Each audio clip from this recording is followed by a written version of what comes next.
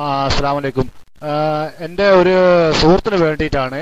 അദ്ദേഹം ഇപ്പോൾ അടുത്ത കാലത്തായിട്ട് ആ, ആ അതെ, അടുത്ത കാലത്തായിട്ട് ഇപ്പോൾ നമ്മളെ കൂട്ടത്തിൽ വന്ന ആളാണ്.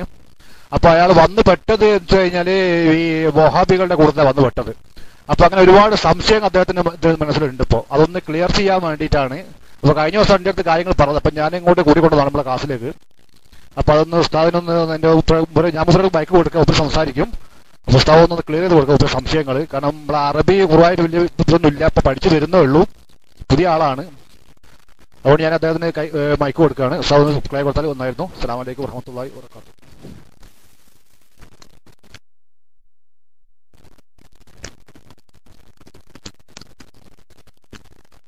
ഹലോ, അസ്സലാമു അലൈക്കും.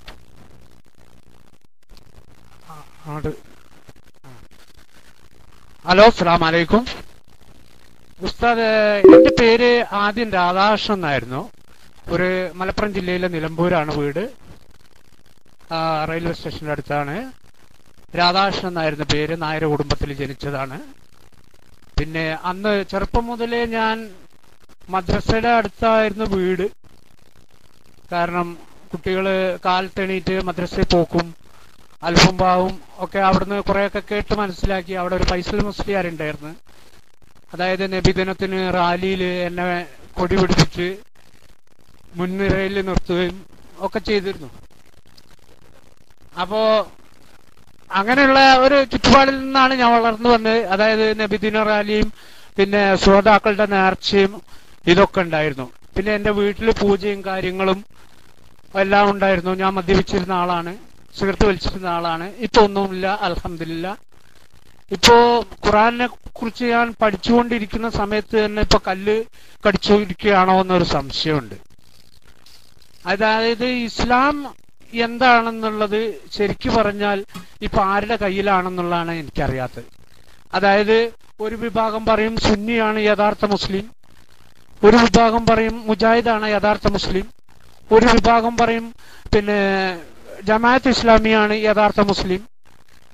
അപ്പോ ഖുറാൻ അല്ലാഹു സുബ്ഹാനഹു തആല ആകെ ഒന്ന് തന്നെയാണ് നമ്മളുടെ റസൂൽ സല്ലല്ലാഹു അലൈഹി വസല്ലമ വഴി നമ്മൾക്ക് നൽകിയിട്ടുള്ളത്. ഈ ഖുറാൻ ഞാൻ പഠിക്കുമ്പോൾ, അതായത് ഖുറാനിലേക്ക് പഠിക്കാനുള്ള ആ ഒരു ആകാംക്ഷയോടുകൂടി എടുക്കുമ്പോൾ ആരുടെ കയ്യിലാണ് ഞാൻ ഇന്ന് എത്തിപ്പെടേണ്ടത്? ഇന്ന് പലരും പല വിധത്തിലാണ് പറയുന്നത്. അതായത് സുന്നി പറയുന്നു മുജാഹിദാണ് നല്ലത്, മുജാഹിദ് പറയുന്ന സുന്നിയാണ് നല്ലത്, ഇത് ഇവരെല്ലാരും കൂടി പറയുന്നു ജമാഅത്ത് ഇസ്ലാമിയാണ് നല്ലത്. അങ്ങനെ അവരും അതും പറയുന്നുണ്ട്.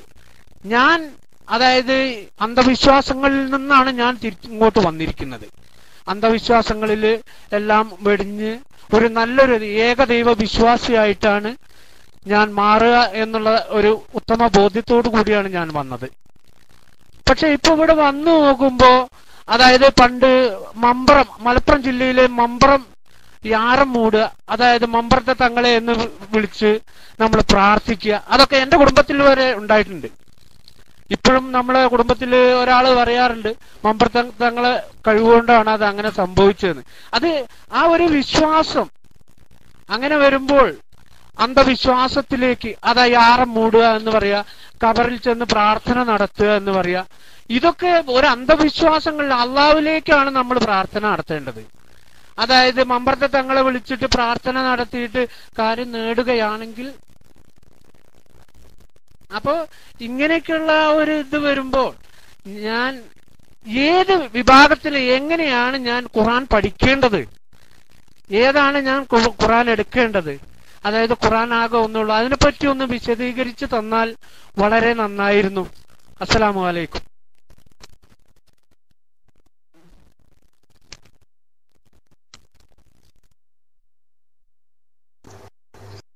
അസ്സലാമു അലൈക്കും വറഹ്മത്തുള്ളാഹി വബറകാതുഹു. സുഹൃത്തിന്റെ പേര് രാധാകൃഷ്ണൻ എന്നാണ് പറഞ്ഞത് അല്ലേ? അങ്ങനെയാണ് മൂനൂസ് പറഞ്ഞത്. ഓക്കെ, എന്തായാലും രാധാകൃഷ്ണൻ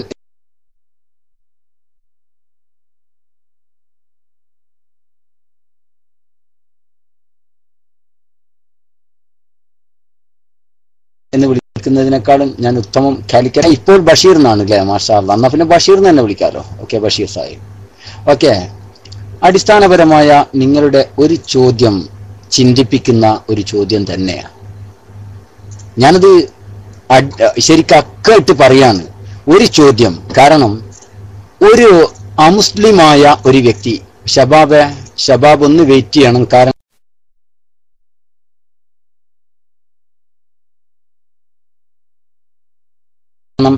നിങ്ങൾ കേട്ടിരിക്കുമല്ലോ, ചോദ്യം ഒഴിവാക്കിക്കോളൂ. കാരണം ഇദ്ദേഹത്തെ നമുക്ക് അങ്ങനെ പെട്ടെന്ന് അവോയ്ഡ് ചെയ്യാൻ പാടില്ല. കാരണം അദ്ദേഹം പുതുതായി ദീനുൽ ഇസ്ലാമിലേക്ക് വന്ന ഒരാളാണ്. അദ്ദേഹത്തിന്റെ ഡൗട്ടിന് നമ്മൾ മുൻഗണന കൊടുക്കേണ്ടതാണ്. അപ്പൊ അദ്ദേഹം ദീനുൽ ഇസ്ലാമിലേക്ക് കടന്നു വന്നപ്പോ സ്വാഭാവികം അദ്ദേഹം കാണുന്നത്, പുറത്തുനിന്ന് നോക്കുമ്പോ എല്ലാവരും പേര് മുഹമ്മദ് എന്നായിരുന്നു, എല്ലാവരും പേര് അബ്ദുറഹ്മാൻ എന്നായിരുന്നു, എല്ലാവരും പേര് കുഞ്ഞു മുഹിയുദ്ദീൻ എന്നൊക്കെ ആയിരുന്നു. ബട്ട് ഉള്ളിലേക്ക് കടന്നപ്പോ ഒരു വിഭാഗം മുജാഹിദ്, ഒരു വിഭാഗം ജമാഅത്ത്, ഇപ്പുറം ഒരു വിഭാഗം അഹ്ലുസ് സുന്ന വൽ ജമാഅ, തൊട്ടപ്പുറം വേറൊരു വിഭാഗം തബ്ലീഗ് ജമാഅത്ത്, ഇങ്ങനെ ഒരുപാട് വിഭാഗങ്ങളെ കാണുന്നു. സ്വാഭാവികം ഒരു നിഷ്കളങ്ക ഹൃദയത്തിനുണ്ടാകുന്ന ഒരു ചോദ്യം, വിച്ച് ഈസ് റൈറ്റ്? ഏതാണ് യഥാർത്ഥം? ഏതാണ് സത്യം? ഏതാണ് കറക്റ്റ് റൂട്ട്? ഞാനിപ്പോ വലിയ ഒരുപാട് അന്ധവിശ്വാസങ്ങളുടെ കൊടുമുടിയിൽ നിന്ന് അതൊക്കെ ഒന്ന് പിന്നെ എന്റെ തലയിൽ നിന്ന് ഇറക്കി വെച്ച് ഞാൻ വന്ന് നോക്കുമ്പോ ഞാൻ കാണുന്നത് ഇവിടെ 3-4 വിഭാഗം എന്റെ മുമ്പിൽ. ഏതാണ് സത്യം, ഏതാണ് യാഥാർത്ഥ്യം? ഞാൻ ആകെ അങ്കലാപ്പിലാണ്. ഇതാണിപ്പോ യഥാർത്ഥത്തിൽ നമ്മുടെ ബഷീർ സാഹിബ് അനുഭവിക്കുന്ന പ്രശ്നം. Am I correct? Basheer Sahib correct അല്ലേ? ഇതല്ലേ നിങ്ങൾ ഇപ്പൊ അനുഭവിക്കുന്ന പ്രശ്നം? നിങ്ങൾ പറഞ്ഞത് അതാണ്. ഏതാണ് സത്യം? എങ്ങനെയാണ് ഞാനിത് മനസ്സിലാക്കേണ്ടത്? റൈറ്റ്. ഒരു കാര്യം പറയാം, ഒറ്റ കാര്യമേ പറയാനുള്ളൂ ഇതിൽ. ഇപ്പോൾ ഞാൻ അതുപോലുള്ള ഇവിടെയുള്ള ഉസ്താദുമാർ ഒരു ഇവിടുന്ന് ഉദ്ധരിച്ചിട്ടുണ്ടെങ്കിൽ, രേഖാപരമായ ഒരു ഇവിടുന്ന് ഉദ്ധരിച്ചിട്ടുണ്ടെങ്കിൽ, അത് നബി സല്ലല്ലാഹു അലൈഹി വസല്ലമ തങ്ങൾ വരെ നീളുന്ന അതിനൊരു പട്ടിക തന്നെയുണ്ട്. കേട്ടത് എന്റെ ഉസ്താദിന് എനിക്ക് പറയാൻ പറ്റും. ആ ഉസ്താദിന് ഏത് ഉസ്താദാണോ പഠിപ്പിച്ചു കൊടുത്തത്, ആ ഉസ്താദിന് ആരാണോ പഠിപ്പിച്ചു കൊടുത്തത്, ആ ഉസ്താദിന് ആരാണോ പഠിപ്പിച്ചു കൊടുത്തത്, ഇങ്ങനെ ഓരോ ആശയവും എനിക്ക് ഇവിടുന്ന് നിന്ന് എണ്ണിത്തരാൻ കഴിയും. ഇലാ റസൂലില്ല, അള്ളാന്റെ റസൂല് വരേക്കും, അവിടുന്ന് ജിബ്രീൽ മുഖേന അള്ളാഹു തആലയിലേക്കും എത്തുന്ന ഒരു പരമ്പര എനിക്കിവിടെ കാണിക്കാൻ പറ്റും. ഞാനിവിടെ പറയുന്ന ഓരോ വാക്കിനും, ഞാൻ പറയില്ല മലയാള വാക്കല്ല പറഞ്ഞ ആദർശപരമായ ഓരോ വാക്കിനും. പക്ഷെ നിങ്ങൾ ചോദിക്കണം. നിങ്ങളിപ്പോ സ്വാഭാവികം ഉണ്ടായിരുന്ന സംശയത്തിലാണല്ലോ. മുജാഹിദുകാരന് അദ്ദേഹത്തിന്റെ ആശയം 921 കുറച്ചും കൂടി അങ്ങോട്ട് പോയാൽ 7-ാം നൂറ്റാണ്ട് വരെ പോകും. അതിനങ്ങോട്ടേക്ക് ആശയത്തിന് ശൃംഖലയില്ല. റസൂലുള്ളയിൽ ആ ആശയം എത്തില്ല. 7-ാം നൂറ്റാണ്ട് ഇബ്നു തൈമിയ്യ വരെ പോയേക്കാം ആ ആശയം.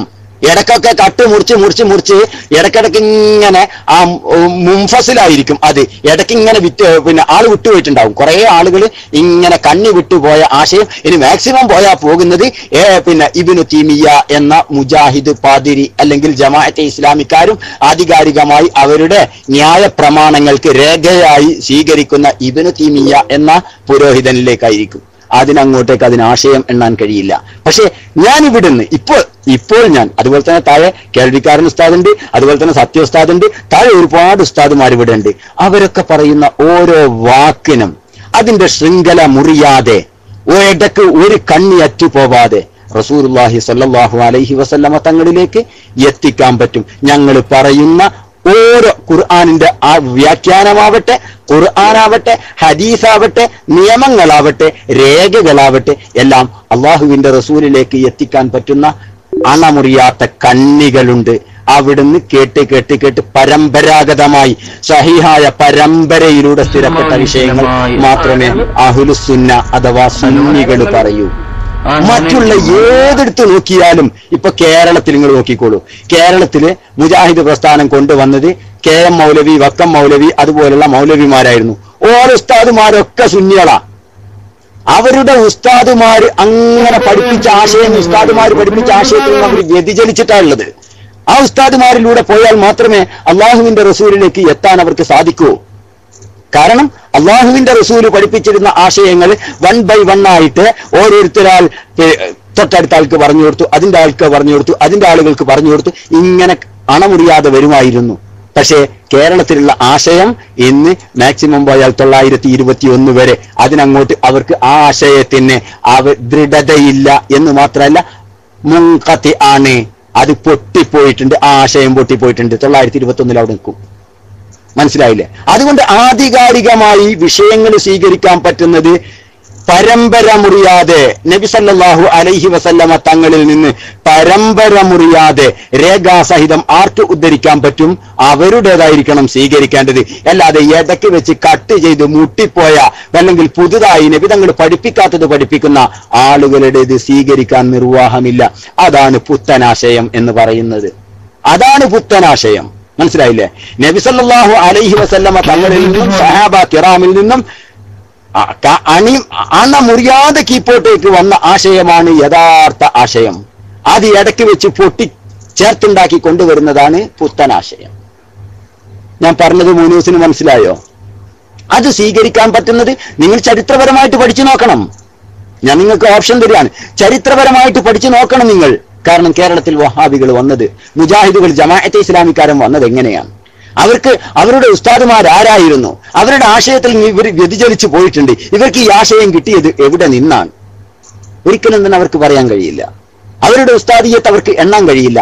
അവരുടെ സ്വയം, ഞാൻ പറഞ്ഞില്ലേ, സ്വയം ജോസഫ് ഇടമുറുക് ഖുർആൻ പഠിച്ചു. ഞാൻ പറയുന്നത് മനസ്സിലാക്കണം. മൂനസ് ബഷീർ സാഹിബ് ഞാൻ പറയുന്നത് മനസ്സിലാക്കണം. ജോസഫ് ഇടമുറുക് ഖുർആൻ പഠിക്കുന്നത് പോലെയാണ് ഇവർ ഖുർആൻ പഠിച്ചത്. എന്നിട്ട് ഇവർക്ക് തോന്നിയ പ്രകാരം ഇവരതിന് അർത്ഥം കണ്ടെത്തി. ഇവർക്ക് തോന്നിയ പ്രകാരം ഇവരത് വ്യാഖ്യാനിക്കാൻ തുടങ്ങി. അങ്ങനെയാണ് ഇവർ ഈ കുലുമാലികളിലൊക്കെ പെട്ടിരിക്കുന്നത്. അതുകൊണ്ട് തന്നെ റൈറ്റ് പാത്ത് ഒന്നേയുള്ളൂ, നേരായ മാർഗം ഒന്നേയുള്ളൂ, സത്യസമ്പൂർണമായ മതം ഒന്നേയുള്ളൂ. അതേത് മാത്രമാണ്? അഹ്ലുസുന്ന വൽ ജമാഅയാണ്. അതല്ലാത്ത അതിനപ്പുറത്തുള്ളതൊക്കെയും ബാത്തിലാണ്. അതിലൂടെ പോയാൽ അല്ലാഹുവിന്റെ റസൂലിന്റെ ഹദ്റത്തിലേക്ക് എത്താൻ കഴിയില്ല, റസൂലുള്ളാഹിന്റെ ആശയത്തിലേക്ക് എത്താൻ കഴിയില്ല. അഹ്ലുസുന്ന വൽ ജമാഅ അല്ലാത്ത ഒരാശയത്തിലൂടെ പോയാലും പരമ്പരയിലൂടെ നോക്കിയാൽ പോലും അള്ളാഹുവിന്റെ റസൂലിന്റെ ഹദ്റത്തിലേക്ക് എത്താൻ കഴിയില്ല. അതിന്റെ മുമ്പ് അത് പൊട്ടിപ്പോകും, അത് പൊട്ടി തൂഫാനായി പോകും. ഇതാണ് എനിക്ക് ആ വിഷയത്തിൽ പറയാനുള്ളത്. നിങ്ങൾക്ക് മനസ്സിലായിട്ടുണ്ടോ? ബഷീർ സാഹിബ് മൈക്കെടുത്തോളൂ. ഞാൻ ആ പറഞ്ഞ വിഷയം നിങ്ങൾക്ക് മനസ്സിലായിട്ടുണ്ടോ? ഇനി എന്തെങ്കിലും വിഷയം അവിടെ മനസ്സിലാവാത്തതുണ്ടെങ്കിൽ വീണ്ടും ചോദിക്കാവുന്നതാണ്. ദെൻ മറ്റുള്ള വിഷയങ്ങളിലേക്ക് നമുക്ക് കടന്നു വരാവുന്നതാണ്. മൈക്കെടുത്തോളൂ.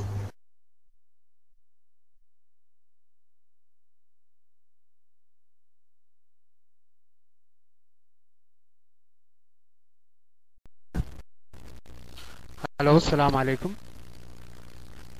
അതെ, അതാണ് ഇപ്പോ ഇത്, അതായത് ഈ സുന്നി എന്ന് പറയുന്ന എന്താണ് സംഘടന, അതാണ് നമ്മൾ നിലനിർത്തി കൊണ്ടുപോകേണ്ടതെന്ന് ഉസ്താദ് പറഞ്ഞു. വളരെ നല്ലത്. നമുക്ക് വിശ്വാസങ്ങൾ, അതായത് ഞാൻ ഖുറാനിൽ പഠിക്കുന്നത്, അതായത് ഇപ്പോ പല ഭാഗങ്ങളിലും ഈ ഹിന്ദു മതം വിഗ്രഹാരാധന നടത്തിയിരുന്നു. അതായത് ഞാൻ നടത്തിയിരുന്നു. ഇന്നിപ്പോ അതായത് ഈ ഞാൻ വന്നു നോക്കുമ്പോ ഈ യാറമൂടല് ഇത് നല്ലതാണ്, ഖബർ സിയാറത്ത് നല്ലതാണ് എന്നൊക്കെ പറയുന്നുണ്ട്. ഇതെല്ലാം കേൾക്കുമ്പോഴാണ് നമുക്ക് ഈ വിഗ്രഹാരാധനയ്ക്ക് തുല്യമല്ലേ അത്? ഈ ആരാധന അവിടെയൊക്കെ നടന്ന് അള്ളാഹുവിലേക്കുള്ള നേരിട്ടുള്ള പ്രാർത്ഥന, അതായത് അള്ളാഹു തന്നെ നമുക്ക് പറഞ്ഞു തന്നിട്ടുണ്ട്, നിങ്ങൾക്ക് എന്നിലേക്ക് എത്താൻ മുഹമ്മദ് റസൂൽ സല്ലല്ലാഹു അലൈഹി വസല്ലമയിലൂടെ പിൻപറ്റുക എന്ന് നമ്മളോട് പറഞ്ഞിട്ടുണ്ട്. അതായത് ഖുറാനിൽ ഞാൻ അവിടെ ചെറിയൊരു ഭാഗങ്ങളിൽ ശ്രദ്ധിച്ചു. അപ്പൊ ആ പിൻപറ്റൽ റസൂൽ സല്ലല്ലാഹു അലൈഹി വസല്ലമയിലൂടെ പിൻപറ്റണം എന്ന് പറഞ്ഞ ആ സ്ഥിതിക്ക് ഇപ്പോൾ നമ്മൾ, അതായത് ഈ തങ്ങന്മാരെ വിളിക്കലും, അതായത് ഇതെല്ലാം ഒരു അതായത് ശിർക്കിന്റെ ഒരു സ്വഭാവത്തിലൂടെയാണ് പോകുന്നത്. യഥാർത്ഥ അള്ളാഹ് വിശ്വാസിക്ക് അള്ളാഹുവിൽ മാത്രം വിശ്വസിക്കുക, ഏകദൈവത്തിൽ വിശ്വസിക്കുക എന്ന് പറഞ്ഞു. അപ്പോ പല ഭാഗങ്ങളിലും അത് എല്ലാവരും പറയുന്നത് തന്നെ ഏകദൈവം ഉള്ളൂ എന്നുള്ളതാണ്. പക്ഷെ ഈ പ്രാർത്ഥനയുടെ രീതി സ്വീകരിക്കാൻ എങ്ങനെയാണ് എന്നുള്ളത് വിശദീകരിച്ചു തന്നാൽ വളരെ നന്നായിരുന്നു. അസ്സലാമു അലൈക്കും.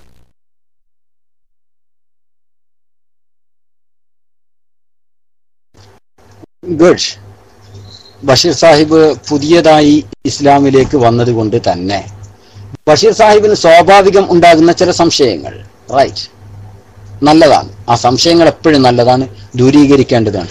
ബഷീർ സാഹിബ് പറഞ്ഞല്ലോ, പഴയ കാലഘട്ടത്തിൽ ബഷീർ സാഹിബ് എന്ത് ചെയ്തിട്ടുണ്ട്? വിഗ്രഹാരാധന നടത്തിയ ആളാണ്, അല്ലേ? കറക്റ്റ് അല്ലേ? വിഗ്രഹാരാധന നടത്തിയ ആളാണ്, കറക്റ്റ്. ആ വിഗ്രഹത്തിന് ആരാധിക്കുമ്പോ സുഹൃത്ത് എന്ത് ചിന്താഗതിയിലാണ് ആരാധിച്ചത്?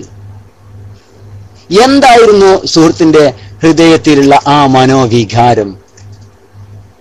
ഒരു വിഗ്രഹത്തിന്റെ മുമ്പിൽ ആരാധനാ വഴിപാടുകൾ അർപ്പിക്കുമ്പോൾ അതിനെക്കുറിച്ച് എന്ത് കാഴ്ചപ്പാടിലാണ് സുഹൃത്ത് അത് ചെയ്തിട്ടുള്ളത്? നമുക്കതാണ്, അവിടെയാണ് ചർച്ച. കാരണം ആരാധന അതെന്താണ് എന്ന് മനസ്സിലാക്കുമ്പോൾ ഈ വിഷയം തീരും. ഞാനൊരു കാര്യം പറയട്ടെ, ബഷീർ സാഹിബ് സ്വന്തം മാതാവിന്റെ കാൽ തൊട്ട് വന്നിച്ചിട്ടുണ്ടോ? കാല് തൊട്ട് ബഹുമാനിച്ചിട്ടുണ്ടോ മാതാവിനെ? Yes, yes. അത് ആരാധനയാണോ?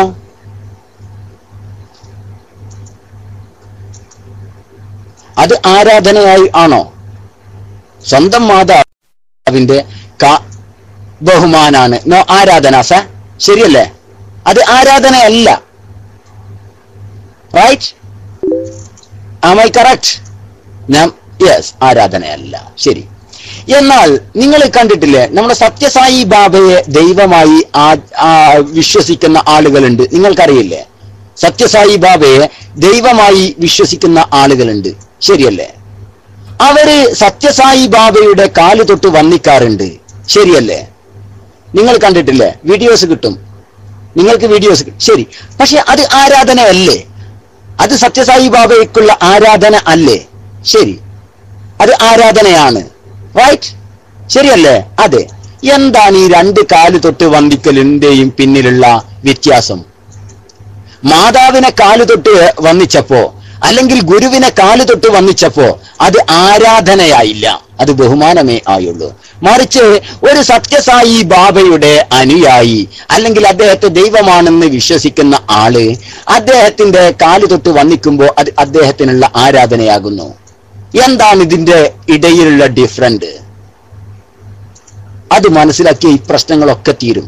അഥവാ ഒരേ വിഷയം തന്നെ ഒരു കാല് തൊട്ട് വന്നിക്കുക എന്നുള്ളത് ആരാധനയാകുന്നു, ആരാധനയാവാതിരിക്കുന്നു. ഇത് തമ്മിൽ എന്തൊക്കെയോ രണ്ട് തമ്മിൽ വ്യത്യാസമില്ലേ? ഈ രണ്ട് കാല് തൊട്ട് വന്നിക്കലും തമ്മിലുള്ള വ്യത്യാസം ഇല്ലേ? ഇല്ലേ മോനൂസ്? ഇല്ലേ ബഷീർ സാഹിബേ? ഇത് തമ്മിൽ വ്യത്യാസം ഇല്ലേ? ഉണ്ട്. എന്താണ് വാട്ട് ഇസ് ഇറ്റ്സ് ഡിഫറൻസ്? എന്താണ് അതിന്റെ ഇടയിലുള്ള ഡിഫറൻറ്റ്? മോനോസ് മനസ്സിലാക്കിയത്, ബഷീർ സാഹിബ് മനസ്സിലാക്കിയത് നിങ്ങൾക്ക് ഒന്ന് പറയാം. അതിനു മുമ്പ് ജസ്റ്റ് വെയിറ്റ്. നമ്മുടെ ബഹുമാനപ്പെട്ട നിങ്ങളെ മുകളിൽ നിൽക്കുന്ന ഒരു ഐഡി കണ്ടില്ലേ, കുമ്മോളി, അത് ബഹുമാന്യനായ ഒരു ഉസ്താദാണ്. ആ ഉസ്താദ് ഒന്ന് മൈക്കെടുത്തതിന് ശേഷം മോനോസ് നിങ്ങൾക്ക് മൈക്കെടുക്കാം. വിഷയം ഇതാണ്: മാതാവിനെ അല്ലെങ്കിൽ പിതാവിനെ അല്ലെങ്കിൽ അധ്യാപകനെ കാല് തൊട്ട് വന്നിച്ചു, ജീവിച്ചിരിക്കുന്ന ആൾ തന്നെയാണ്, കാല് തൊട്ട് വന്നിച്ചപ്പോ അത് ആരാധനയായില്ല. അതേപോലെ ജീവിച്ചിരിക്കുന്ന സത്യസായി ബാബയെ കാല് തൊട്ട് ബഹുമാനിച്ചപ്പോ വന്നിച്ചപ്പോ അത് ആരാധനയായിത്തീരുന്നു. എന്താണ് ഡിഫറൻറ്റ്? ഇതൊന്ന് വിശകലനം ചെയ്താൽ എന്താണ് ഇത് തമ്മിലുള്ള ഒരു വിഷയം എപ്പോഴും ആരാധന ആവാതിരിക്കുന്നത് എന്ന് സുഹൃത്തിന് മനസ്സിലാകും. മനസ്സിലായില്ലേ? ഇൻഷാ അല്ലാഹ് ബഹുമാനപ്പെട്ട കുമ്മോളി ഉസ്താദിന് വേണ്ടി മൈക്ക് റിലീസ് ചെയ്യുന്നു. അസ്സലാമു അലൈക്കും.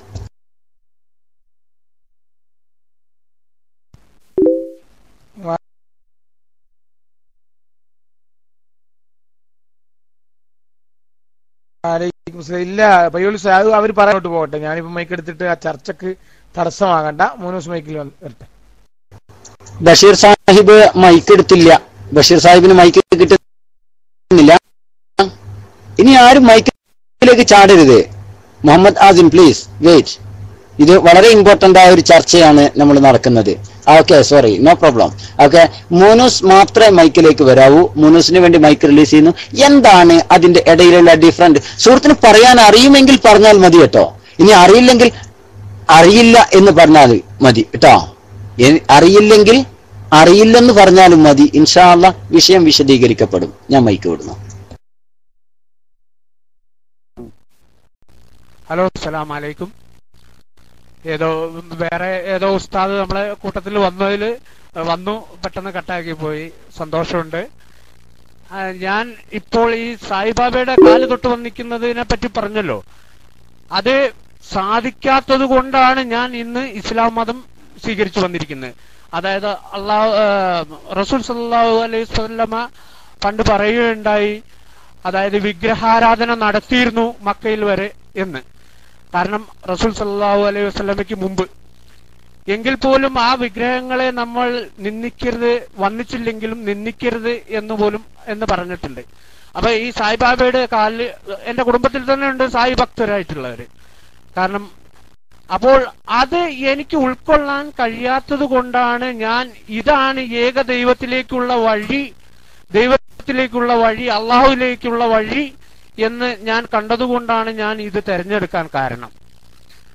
അപ്പോൾ ഇവിടെ വരുമ്പോഴും ഇതേപോലുള്ള അന്ധവിശ്വാസങ്ങൾ ഇപ്പോഴും നടന്നു പോകുന്നു എന്നുള്ളത് തോന്നിപ്പോവുകയാണ് എനിക്ക്. അപ്പൊ അത് അന്ധവിശ്വാസം അല്ലേ? അതായത് ഇന്നിപ്പോ എവിടെ പള്ളിയിൽ മുടി വെക്കുന്നു, അള്ളാന്റെ റസൂലിന്റെ മുടി വെക്കുന്നു എന്ന് പറഞ്ഞു ഒരു ടീം. അപ്പൊ ഇത് വേറൊന്ന്, പിന്നെ അത് ഖബർ സിയാറത്ത് എന്ന് പറഞ്ഞു വേറൊന്ന്. അപ്പൊ ഇങ്ങനെയുള്ളതൊക്കെ വീണ്ടും ഈ കേൾക്കുമ്പോ എനിക്ക്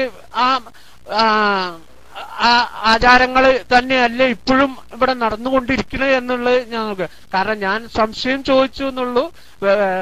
അവിവേകമായിട്ടുണ്ടെങ്കിൽ ക്ഷമിക്കുക. അസ്സലാമു അലൈക്കും.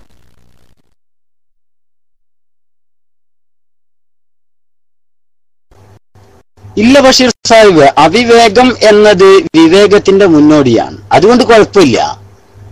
അവിവേകം ചോദ്യത്തിൽ ഉണ്ടാവുന്നതിനും തരക്കേടില്ല. ശൈലി ഓക്കെ, ഗുഡ്, നല്ല ചോദ്യമാണ്, നല്ല ശൈലിയാണ്, കീപ് ഇറ്റ് അപ്പ്.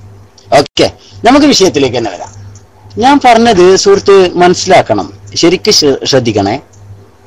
സ്വന്തം മാതാവിന്റെ കാല് തൊട്ട് വന്നിക്കുമ്പോൾ അത് ആരാധന ആകുന്നില്ല. അത് സത്യമല്ലേ? നിങ്ങൾ നേരത്തെ നമ്മളെ ബഷീർ സാഹിബ് അടിച്ചു, യെസ് ആണ്, അതെ, അത് ആരാധനയാകുന്നില്ല. എന്നാൽ സായിബാബയുടെ കാല് തൊട്ട് വന്നിക്കുമ്പോൾ അത് ആരാധനയാകുന്നു. എന്താണ് ഇതിന്റെ ഇടയിലുള്ള ഡിഫറൻസ്? എന്തുകൊണ്ടാണ് സത്യസായി ബാബയുടെ കാല് തൊട്ടപ്പോ അത് ആരാധനാ കണത്തിൽ പെടുന്നു, മാതാവിന്റെയോ പിതാവിന്റെയോ ഗുരുവിന്റെയോ അല്ലെങ്കിൽ സ്വന്തം സുഹൃത്തിന്റെയോ കാലിൽ തൊട്ട് വന്ദിച്ചു കഴിഞ്ഞാൽ എന്ത് ചെയ്യുന്നില്ല, അത് ആരാധനയാകുന്നില്ല? Watts it's difference? എന്താണ് അതിന്റെ ഇടയിലുള്ള വ്യത്യാസം? ഇത് മനസ്സിലാക്കിയ പ്രശ്നം തീർന്ന്. ഈ വിഷയം നിങ്ങൾ മനസ്സിലാക്കിയാൽ, കാരണം സത്യസായി ബാബയ്ക്ക് ചെയ്യുമ്പോൾ അത് ആരാധനയാകുന്നുണ്ട്, മറ്റേത് ആരാധനയാകുന്നില്ല. എന്താണ് ഡിഫറൻസ്? ഇവിടെ എന്തോ ഉണ്ടല്ലോ. രണ്ടും ചെയ്യണത് ഒരേ പ്രവൃത്തി. ഞാൻ ഒരു ഉദാഹരണം കൂടി ഞാൻ നിങ്ങൾക്ക് വേണ്ടി പറഞ്ഞുതരാം. സുഹൃത്തെ, നമ്മുടെ പഴയകാല ഹൈന്ദവ സുഹൃത്തായതുകൊണ്ട് ചോദിക്കുന്നതാണ് കേട്ടോ. ഹൈന്ദവ ആചാരപ്രകാരം താളിയോല പോലുള്ള ഗ്രന്ഥങ്ങളൊക്കെ പഠിപ്പിക്കുന്നുണ്ട്. പുലർച്ചെ എഴുന്നേറ്റ് കഴിയുമ്പോ അതിൽ ഒരു മന്ത്രമുണ്ട്, ഒരു ജപമുണ്ട്. അറിയില്ലേ? മോനോസ് അറിയാമോ? മോനോസ് അറിയാം, ശരി. കരാഗ്രേ വസതേ ലക്ഷ്മി, കരമധ്യ സരസ്വതി, കരമൂകെ സ്ഥിത ഗൗരി, പ്രഭാതേ കര ദർശനം എന്ന് പറഞ്ഞിട്ട് അങ്ങനെ ഒരു അല്ലേ? അങ്ങനല്ലേ? അങ്ങനെ തന്നെയല്ലേ? കരാഗ്രേ രണ്ട് കൈയും ഉയർത്തിപ്പിടിച്ചുകൊണ്ട്. ശരി സുഹൃത്ത്, ഇന്നേ വരെ എന്ന് പറഞ്ഞാൽ ഇസ്ലാമിലേക്ക് വരുന്നതിന് മുമ്പ് ആചരിച്ച് പ്രഭാതത്തിൽ എഴുന്നേറ്റ ഉടനെ ഇങ്ങനെ പ്രാർത്ഥിച്ചുകൊണ്ടായിരുന്നു എഴുന്നേറ്റിരുന്നത്. പക്ഷേ ഇസ്ലാമിലേക്ക് വന്നപ്പോൾ ഇസ്ലാമിൽ കാണുന്നു സുബ്ഹാനല്ലദീ അഹ്യാനി ബഅദമാ അമാതനി വ ഇലൈഹിൻ നുശൂർ. അപ്പൊ സുഹൃത്ത് സ്വാഭാവികം ചിന്തിക്കുകയാണ്, ഇത് എന്നല്ലേ ഞാൻ ആദ്യം ചെയ്തിരുന്നത്? ഞാൻ രാവിലെ എഴുന്നേൽക്കുമ്പോൾ പ്രാർത്ഥിച്ചുകൊണ്ട് എഴുന്നേൽക്കുന്നു. ഹൈന്ദവനായ കാലത്ത്, അമുസ്ലിമായ കാലത്ത് ഞാനതാ ചെയ്തിരുന്നത്. ഇപ്പൊ ഇസ്ലാമിലേക്ക് വന്നപ്പോഴും അതേ കാര്യമാണോ ഞാൻ ചെയ്യുന്നത്? ഈ ചിന്ത യഥാർത്ഥത്തിൽ രണ്ടും രണ്ടാണ്. അടിസ്ഥാനത്തിലാണ് പ്രശ്നം. രണ്ടും പ്രാർത്ഥനയാണ്, നിഷേധിക്കുന്നില്ല. ഒന്ന് ഏകദൈവത്തിലുള്ള പ്രാർത്ഥന വിശ്വാസത്തോടു കൂടെ, മറ്റൊന്ന് ബഹുദൈവത്തിലുള്ള വിശ്വാസത്തോടു കൂടെ. ഇതാണ് അവിടെയുള്ള വ്യത്യാസം. രണ്ടും പ്രവർത്തിക്കുന്ന സമയത്ത് രണ്ടും പ്രാർത്ഥനയാണ്. രാവിലെ എഴുന്നേറ്റുകൊണ്ട് മുസ്ലിം പ്രാർത്ഥിക്കാറുണ്ട്, രാവിലെ എഴുന്നേൽക്കുമ്പോൾ മുസ്ലിമും പ്രാർത്ഥിക്കുന്നുണ്ട്. അതുപോലെ തന്നെ നമ്മുടെ സത്യസായി സത്യസായി ബാബയുടെ മുമ്പിൽ ആളുകൾ പോയി കാലുതൊട്ട് വന്ദിക്കാറുണ്ട്. എന്നാൽ നമ്മൾ മറ്റുള്ള ആളുകളുടെ മുമ്പിൽ നമ്മുടെ മാതാവാവട്ടെ, പിതാവാവട്ടെ, ഗുരുവാവട്ടെ, സുഹൃത്താവട്ടെ, സഹോദരനാവട്ടെ, അവരുടെ കാലുതൊട്ട് വന്ദിക്കാറുണ്ട്. പക്ഷെ ഒന്ന് ആരാധനയാകുമ്പോൾ മറ്റൊന്ന് ആരാധനയാകുന്നില്ല. What is it's different? എന്താണ് ഇവിടെയുള്ള വ്യത്യാസം?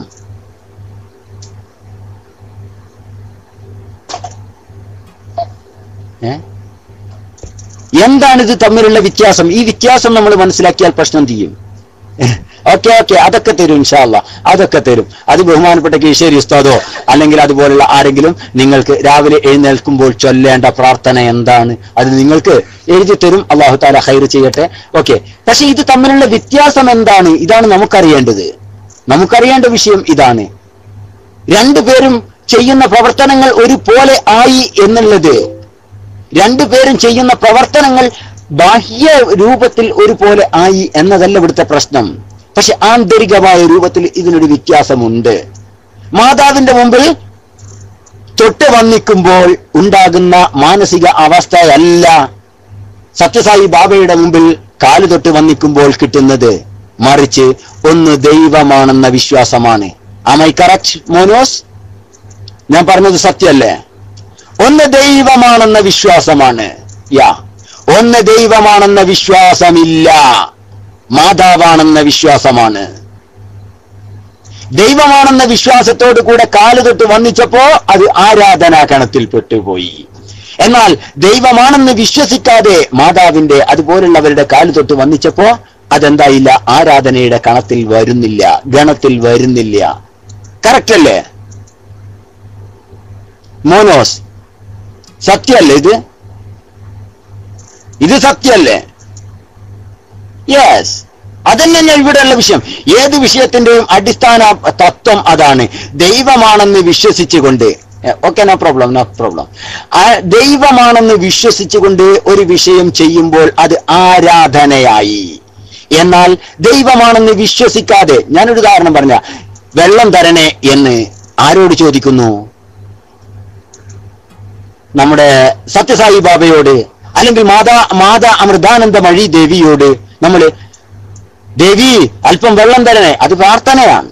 എന്നാൽ സ്വന്തം ഭാര്യയോട് തൊട്ടടുത്ത് നിൽക്കുന്നുണ്ട്, മാതാ അമൃതാനന്ദമഴിയും നിൽക്കുന്നുണ്ട്, സ്വന്തം ഭാര്യയും നിൽക്കുന്നുണ്ട്, എടി പെണ്ണെ അല്പം വെള്ളം തരൂ അല്ലെങ്കിൽ അല്പം വെള്ളം തരണേ എന്ന ആ വാക്ക് തന്നെ ഉപയോഗിച്ചത് കൊണ്ട് അത് പ്രാർത്ഥനയാവില്ല.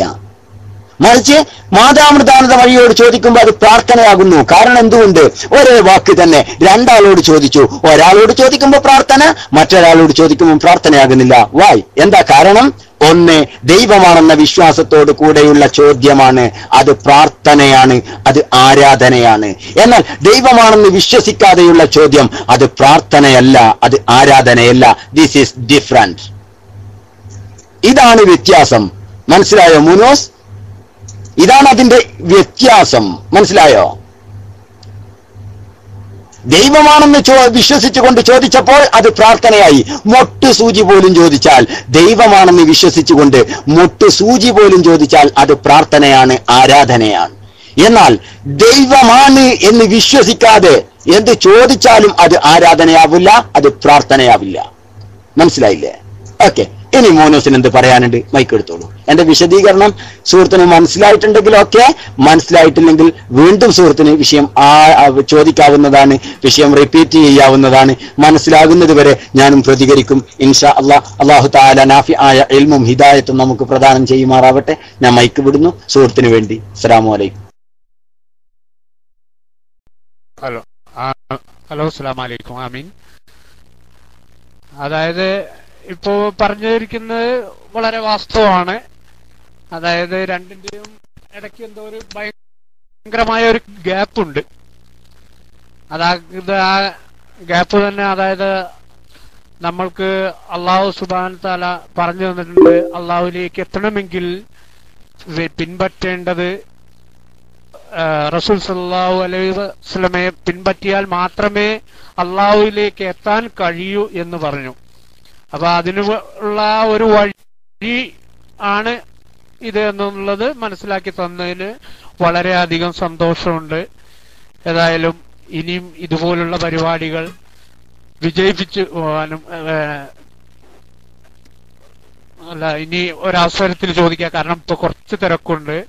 അപ്പോ കാരണം ഇപ്പോ ജോലി തിരക്കിനിടയിൽ വന്നതായിരുന്നു. എങ്കിലും ഇത്രയും എനിക്ക് അറിയാനുള്ള സമയം നിങ്ങൾ ചെലവഴിച്ചതിനും വളരെയധികം പേര് ഇപ്പൊ മൈക്കെടുത്തിട്ട് കാത്തു നിൽക്കുന്നുണ്ട്. അവരോടും ഞാൻ അള്ളാഹുവിന്റെ പേരിൽ ക്ഷമ ചോദിക്കുകയാണ്. ആർക്കും പരിഭവങ്ങളൊന്നും തോന്നരുത്. ഞാൻ അങ്ങനത്തെ ഒരു ഇതുകൊണ്ടാണ് ചോദിച്ചത്. ഞാൻ സുന്നിയോ മുജാഹിദോ ജമാഅത്തോ ഒന്നുമല്ല. ഏതായാലും ഇസ്ലാമിലേക്ക് വന്നിരിക്കുന്ന ഒരു സഹോദരൻ എന്ന നിലയിൽ കണ്ട് എല്ലാവരും ഈ പരിപാടി ഇനിയും മുമ്പോട്ട് വളരെയധികം ഉയർന്ന് പോകട്ടെ എന്ന് ആശിച്ചുകൊണ്ട് അസ്സലാമു അലൈക്കും.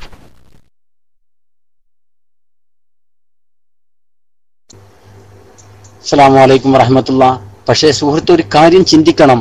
ഞാൻ ഈ പറഞ്ഞത് ആദ്യം ഞാൻ പറഞ്ഞ പോയിന്റ് സുഹൃത്ത് മറക്കാൻ പാടില്ല. കാരണം അഹ്ലുസുന്ന അഥവാ സുന്നികൾക്കല്ലാതെ നബി സല്ലല്ലാഹു അലൈഹി വസല്ലമ തങ്ങളിലേക്ക് എത്താനുള്ള ഒരു പരമ്പര കാണിക്കാൻ കഴിയില്ല. അവരുടെ ഒക്കെ ആശയം ഇടയ്ക്ക് വെച്ച് കൂട്ടിച്ചേർത്തുണ്ടാക്കിയ ആശയങ്ങളാണ്. അതുകൊണ്ട് തന്നെ റൈറ്റ് പാത്ത്, യഥാർത്ഥ ട്രൂ വേ, സത്യസന്ധമായ മാർഗം അത് പരിശുദ്ധമായ അഹ്ലുസുന്ന വൽ ജമാഅ സുന്നികൾ സുന്നിസം ആകുന്നു. അതുകൊണ്ട് തന്നെ സുഹൃത്ത് ആ പാത വിട്ടുപോവാതെ, അഥവാ ഇവിടെ മുതൽ ഇവിടുന്നൊരു ചങ്ങല പിടിച്ച് കുലുക്കിയാൽ അത് മദീനത്തുനിന്നും അവിടുന്ന് ലൗഹുൽ മഹ്ഫൂദിലേക്കും കുലുങ്ങണം. ബഷീർ സാഹിബ്, നിങ്ങളൊരു അലിഫ് പഠിച്ചാൽ, ആ അലിഫ് പഠിച്ചാൽ ശരിക്കും ശ്രദ്ധിക്കണം. ഒരലിഫ് പഠിച്ചാൽ നിങ്ങൾക്ക് ചോദിക്കണം ആ ഉസ്താദിനോട്, ഉസ്താദേ ഇത് നിങ്ങൾക്ക് പറഞ്ഞു തന്ന ആളാരാ നിങ്ങൾക്ക് അറിയാവോ? ആ ഉസ്താദിന് പറഞ്ഞു തന്ന ആളാരാ നിങ്ങൾക്ക് അറിയാവോ? അങ്ങനെ കറക്റ്റ് ആയിട്ട് റസൂലുള്ളാഹി സല്ലല്ലാഹു അലൈഹി വസല്ലമ തങ്ങൾ വരെ എത്തുന്ന കറക്റ്റ് വഴിയിൽ നിന്ന് അറിവ് സ്വീകരിക്കുക, ന്യായം സ്വീകരിക്കുക, തെളിവ് സ്വീകരിക്കുക, വിവരം സ്വീകരിക്കുക. എന്നാൽ പിഴച്ചു പോവില്ല. അല്ലാത്ത ഏത് വഴിയിലൂടെ പോയാലും പിഴച്ചു പോകും. നാം ശ്രദ്ധിക്കേണ്ടതാണ്. അല്ലാഹു തആല ഖൈർ പ്രദാനം ചെയ്യട്ടെ. ബഹുമാനപ്പെട്ട കുമ്മോളി ഉസ്താദിന് വേണ്ടി ഉസ്താദ് ക്ഷമിക്കണം. നമ്മുടെ ബഹുമാനപ്പെട്ട ഉസ്താദാണ് മോനോസെ. ഞാൻ നമ്മുടെ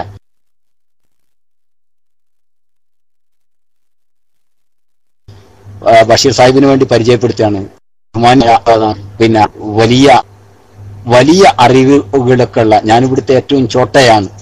വലിയ അറിവുകളുടെ ഒക്കെ കലവറകളാണ് മറ്റു ഉസ്താദുമാര്. ആ ഉസ്താദിന്റെ ഇൻഷാ അള്ളാ നിങ്ങൾക്ക് വേണ്ടിയുള്ള ഉപദേശം വല്ലതും ഉസ്താദ് തരാനായിരിക്കും ഇപ്പോൾ വന്നിട്ടുണ്ടാവുക. ബഹുമാനപ്പെട്ട ഉസ്താദിനെ ആദരപൂർവ്വം ഞാൻ മൈക്കിലേക്ക് ക്ഷണിക്കുന്നു. ഉസ്താദിന് വേണ്ടി മൈക്ക് റിലീസ് ചെയ്യുന്നു. അസ്സലാമു അലൈക്കും.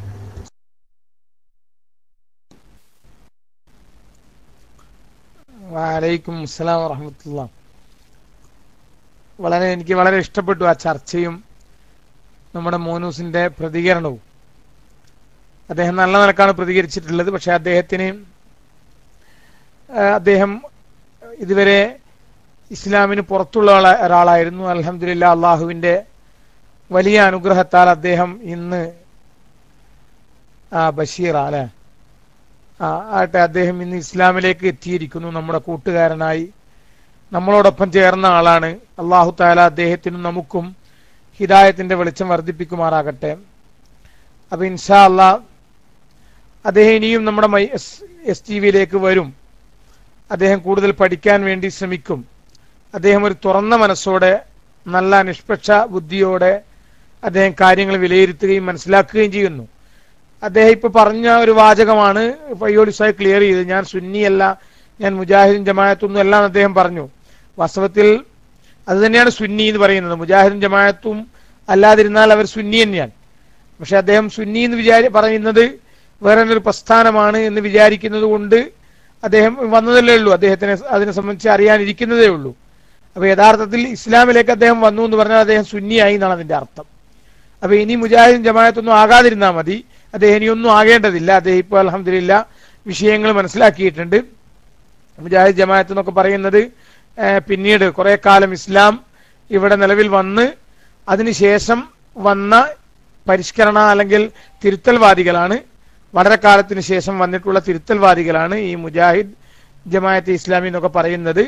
അത് അദ്ദേഹം ഇൻഷാ അല്ലാഹ് ചരിത്രം പഠിച്ചാലും വിഷയങ്ങൾ മനസ്സിലാക്കിയാലും ഒക്കെ അദ്ദേഹത്തിന് തന്നെ എളുപ്പം ബോധ്യപ്പെടുന്ന വിഷയങ്ങളാണ്. ഇൻഷാ അല്ലാഹ് അദ്ദേഹം വീണ്ടും നമ്മുടെ ക്ലാസ് റൂമിൽ വന്നാൽ അദ്ദേഹത്തിന് അത് കൂടുതൽ വ്യക്തമാകും. തീർച്ചയായും നിരന്തരം നമ്മുടെ ക്ലാസ് റൂമിൽ വരികയും ക്ലാസ് റൂമിൽ വന്നാൽ മാത്രം പോരാ,